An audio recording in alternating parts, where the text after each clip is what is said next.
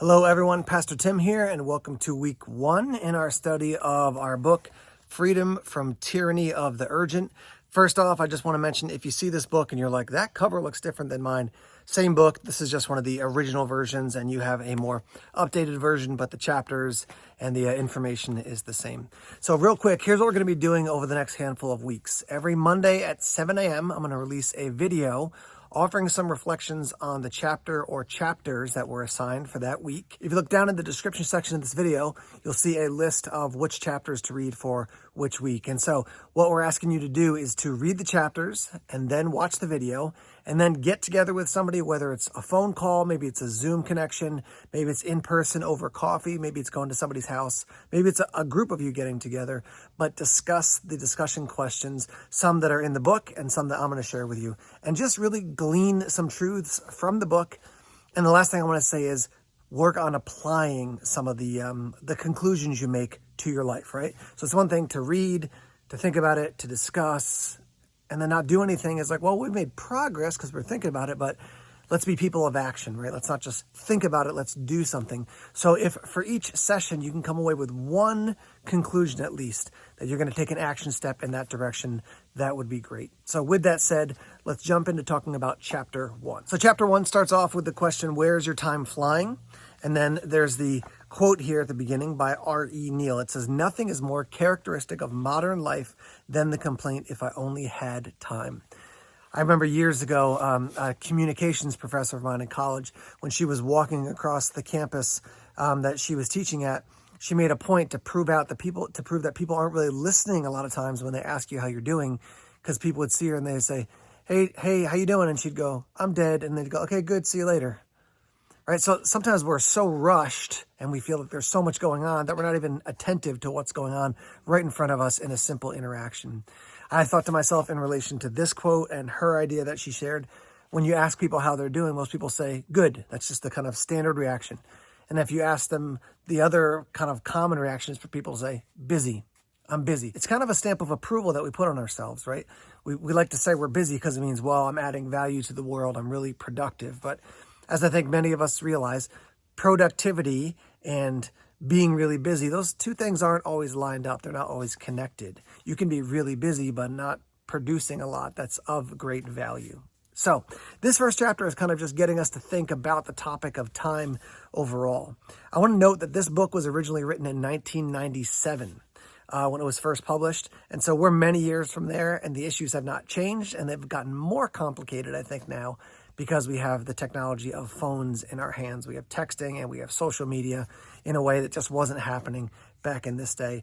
Early on, he talks about email as kind of a cutting edge thing, but obviously we're way beyond email at this point. So just want to point out the issues stay the same. So as we start thinking about this topic of where is your time flying, let me ask you a first question just to consider, which is, do you think things can change? If you feel really busy, if you feel like you're running at a pace that's not sustainable, do you believe kind of at a heart and soul level that things can be different, that things can change? Because if you don't believe that, then saying, here are some steps to take in that direction, well, that's pointless because you don't think things are going to change. So I would just ask you, do you think your life can look different? Do you think you can feel less frazzled, less hurried, less busy? If you do, then there's hope of moving in that direction. If you don't, there's a topic to bring to God in prayer. Say, God, look, I'm just being honest. I don't even really feel like my life can get less busy. So can you help change my heart? Give me the ability to believe that things can actually change and be different than they are right now. On page 10 toward the top, it says, we all know what it is to go full speed for long hours, totally involved in an important task. The resulting weariness is matched by a sense of achievement and joy. So it's not that working hard is something we should avoid. The challenge that I wrote down here is that anxiety comes to us not from doing, but from doing the wrong things or doing things that we aren't sure are very important, right? So we can do a lot of stuff and then at the end of the day go like, I was really active, but what did I produce? So we want to get to the point at the end of the day where we're maybe tired from putting in a lot of effort to something good and meaningful. Pastor Matt Chandler talks about his role as a husband, as a father, and encouraging men to feel wrung out at the end of the day because they gave themselves to those important roles. That's different than just being exhausted because you're running around like a chicken with its head cut off, right? That's not how we want to live. So just to give you an example of what that feels like when you put a lot of effort in and then you go, that was not a great use of time. The first video I shot for this book study, I went through the first 2 chapters instead of just the first chapter, because I just got my chapters wrong as far as what we were reading each week. So I put in about 20, 25 minutes recording that video and then looked and was like, that was not the right content. So there's an example of when you put time and effort in and then you go, that really wasn't productive. We want to put time and effort in that feels productive, obviously. The other thing I noted down here is just that he says toward the middle of page 10, he says, but often urgent though less important tasks call for immediate response and gobble up our time. Endless demands pressure every waking hour. And one thing I just want us to think about is, do you like feeling like you're accomplishing a lot of things? Right? Because we can accomplish a lot of things and that could be good. We can accomplish a lot of things that could be neutral or even bad. But sometimes we like the feeling of just being able to say, I checked a lot of boxes, right? I didn't do anything that was really huge value add for the kingdom of God or for my life, the lives of others, but I did a lot. So just maybe a heart check there again. Do you like doing things? Do you like producing things or checking a lot of boxes? Just, is there an immediate gratification that you get from just doing a lot? That's something for us to think about. Toward the middle of page 12, Charles Hummel writes, like the priest and the Levite in Jesus' parable of the Good Samaritan, we tend to pass by on the other side. And obviously he's talking about that story where the priest and the Levite go quickly by, but the Samaritan stops. And so here's another question for us to ponder. Do you have margin in your life? If you were around a couple Sundays ago, we talked about the fact that we have to have margin in our life in order to respond to the things God's doing. So do you have margin in your life? Do you have freedom in your life where you're not running 10,000 miles an hour, where you're not going really fast and everything's scheduled back to back to back to back? We need that margin in order to function properly and to be able to respond to what God's calling us into in our lives. On page 14, there are some great questions for reflection and discussion.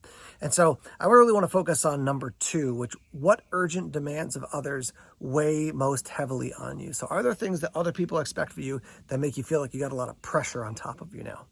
And then let me take it outside of that. Maybe question 2B is, what do you have in your life? Maybe it's not from other people, but you just say, objectively right now, I have to get this done, right?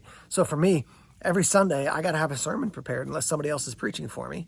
So I got to be ready by Sunday. I got to have something ready. There's always that, like, make sure you're ready for Sunday, right?